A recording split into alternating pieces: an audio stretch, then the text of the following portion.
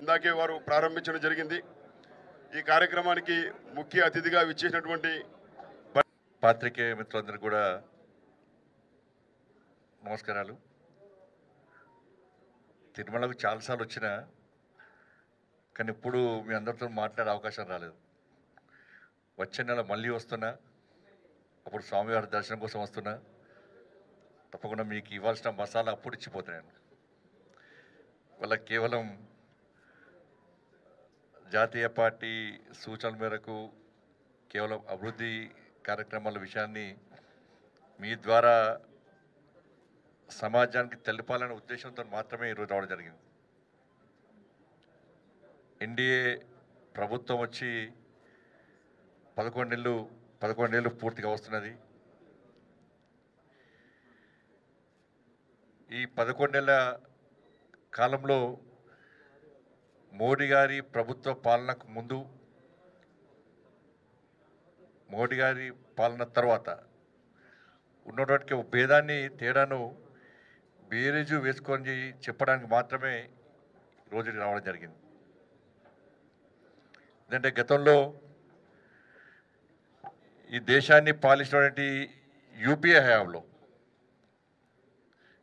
హయాంలో ఏ విధంగా అరాచకాలు, అవినీతి స్కామ్లు, వారసత్వ కుటుంబ రాజకీయాలు, మైనార్టీ సంతుష్టీకరణ విధానాలు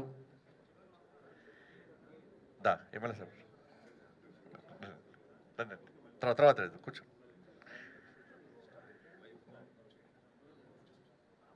మైనార్టీ సంతుష్టీకరణ విధానాలు అవన్నీ గుర్తొస్తూ ఉంటాయి.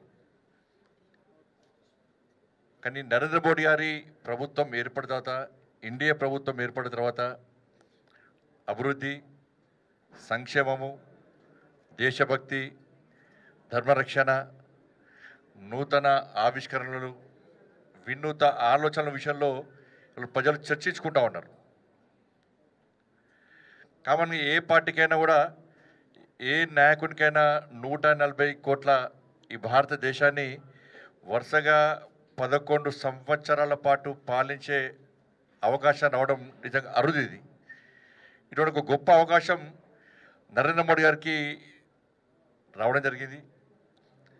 ఈ 11 ఏళ్ల పాలనలో ఏం సాధించారు, ఎలాంటి అభివృద్ధి జరిగింది, ప్రజలకు ఏ విధమైన ప్రయోజనాలు జరిగినాయని చెప్పి ఈ అంశాల విషయంలో దేశవ్యాప్తంగా కూడా ఇలా చర్చ జరుగుతూ ఉన్నది.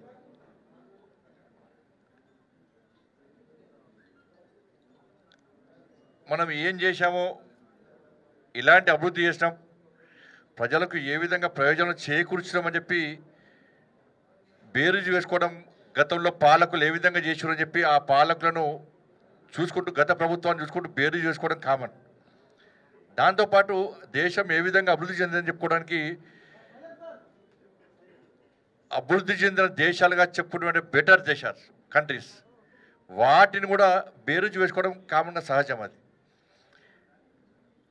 కాబట్టి మనం ఆలోచించాలి, గతంలో ప్రభుత్వం ఏ విధంగా ఉన్నది, గత ప్రభుత్వాలు ఏ విధంగా పాలించినాయి, నరేంద్ర మోడీ గారి ప్రభుత్వం ఏ విధంగా పాలిస్తున్నది, ఎలాంటి సంక్షేమ పథకాలు అమలవుతున్నాయో మనం బేరీజు వేసుకోవాల్సిన సమయం ఎలా ఆసనమైంది. ఈ చర్చ దేశవ్యాప్తంగా జరుగుతున్న సందర్భంలో అటువంటి వాస్తవాలు చెప్పడానికే ఈరోజు మీ ముందుకు రావడం. కావున పూర్వం కాలంలో శ్రీకృష్ణ దేవరాయల కాలం స్వర్ణయుగం అని అన్నాడు, రాచరికంలో ఉండేవాళ్ళు. అప్పుడు ఎలక్షన్స్ లేవు. ఇప్పుడు అత్యంత గొప్ప ప్రజాస్వామ్య దేశమైనటువంటి భారతదేశంలో, ప్రపంచంలో గొప్ప ప్రజాస్వామ్య దేశం భారతదేశంలో మనం జీవిస్తున్నాం. మనం 5 సంవత్సరాలకు ఒకసారి ఓట్ల ద్వారా ప్రజలు తీర్పిస్తూ ఉన్నారు. ఇట్లా ఎన్నికల్లో తీర్పు ఇచ్చినప్పుడు కూడా 3 సార్లు నరేంద్ర మోడీ గారి ప్రభుత్వం, ఎన్డీఏ ప్రభుత్వం, భారతీయ జనతా పార్టీ ప్రభుత్వానికి ఇలా ప్రజలు పట్టం కట్టారంటే ఎంత నమ్మకం, విశ్వాసం మోడీ గారి మీద ఉంటుంది. అటువంటి ఫలితాలు వస్తాయో మనం ఆలోచించాల్సిన అవసరం ఉంది. కాబట్టి ఈ 11 సంవత్సరాలు మనం స్వర్ణయుగంగా చెప్పవచ్చు. దీనికి కొలమానం ఏంటంటే గతంలో జరిగిన అభివృద్ధి, సంక్షేమం. చూడండి, ఆర్థిక ప్రగతిలో 11వ స్థానంలో ఉన్నటువంటి భారతదేశం ఇవాళ 4వ స్థానానికి వచ్చి అమెరికా, చైనా, జర్మనీ లాంటి దేశాల సరసన చేరిందంటే ఒక లక్ష్యాన్ని ఎంచుకొని నరేంద్ర మోడీ ప్రభుత్వం ముందుకు పోతున్నది. ఆ లక్ష్యాన్ని చేరుకోవాలని చెప్పి ఒక దృఢ సంకల్పంతో మోడీ గారి ప్రభుత్వం ముందుకు పోతున్నది. వచ్చే 2 సంవత్సరాల్లో తప్పకుండా 3వ స్థానం తీసుకొస్తాం. మా లక్ష్యం 2047 వరకు ఈ తల్లి భారత మాతను విశ్వగురు స్థానంలో ప్రతిష్ఠించాలి. అగ్రరాజ్యాల కంటే ముందు రాజ్యాంగం ఇవాళ భారతదేశంని ముందు తీసుకోవాలని చెప్పి ఒక దృఢమైన ఆలోచనతో వాళ్ళ మోడీ గారి ప్రభుత్వం ముందుకు పోతా ఉన్నది. కాబట్టి ఈ విషయంలో సంక్షేమం విషయంలో మనం చెప్పుకోవాలనుకుంటే దేశవ్యాప్తంగా సార్ ఆంధ్రప్రదేశ్కి ఏం చేసినాం నేను చివరికి చెప్పే ప్రయత్నం చేస్తా. పేదల సంక్షేమంలో ఇవాళ భారతదేశం ప్రపంచంలో నెంబర్ 1 టాప్గా ఉంది. ఇవాళ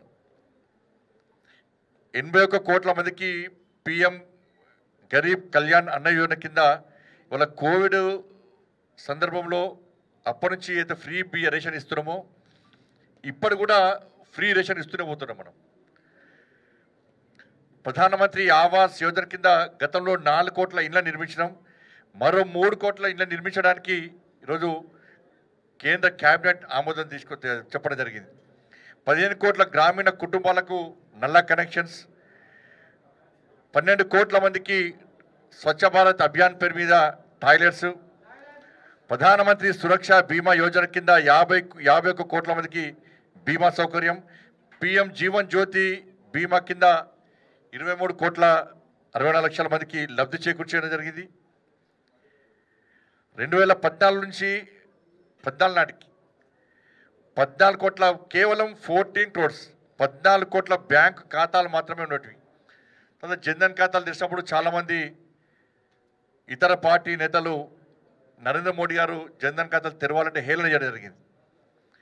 దాని తర్వాత దాని ప్రయోజనం ఏంది, దాని ద్వారా ఈ దేశంలో పేద ప్రజలు ఏ విధంగా లబ్ధి పొందిరో తర్వాత ఫలితాలు వచ్చినాక ఇవాళ ఆశ్చర్యంగా ఉన్నటువంటి విషయాన్ని మనం గుర్తుంచుకోవాలి. జన్ధన్ ఖాతాలతో కలిపి 54 కోట్లు ఇవాళ అకౌంట్స్ ఇలా ఓపెన్ చేయడం జరిగింది. ఇప్పటికీ ఈరోజు వరకు కూడా పేదల జన్ధన్ ఖాతాలో 43,80,000 కోట్ల రూపాయలు ఇవాళ సంక్షేమ పథకాల నగదు జమ అయి ఉన్నది. సొంతగా పేదలు దాచుకున్నటువంటి నగదు ఎంత అంటే 2,46,000 కోట్ల రూపాయలను వాళ్ళ సొంత నగదు వాళ్ళ బ్యాంక్ అకౌంట్లో జమ చేసుకున్నారంటే జన్ధన్ ఖాతాల వల్ల ప్రజలకు ఏ విధంగా లబ్ధి చేకూరుతున్నది, ఏ విధంగా దీన్ని ఉపయోగించుకుంటున్నారో మనం తెలుసుకోవాల్సిన అవసరం ఉంది. ఆయుష్మాన్ భారత్ గతంలో అనేక రాష్ట్ర ప్రభుత్వాలు వాళ్ళ సొంత స్కీమ్స్ పెట్టారు.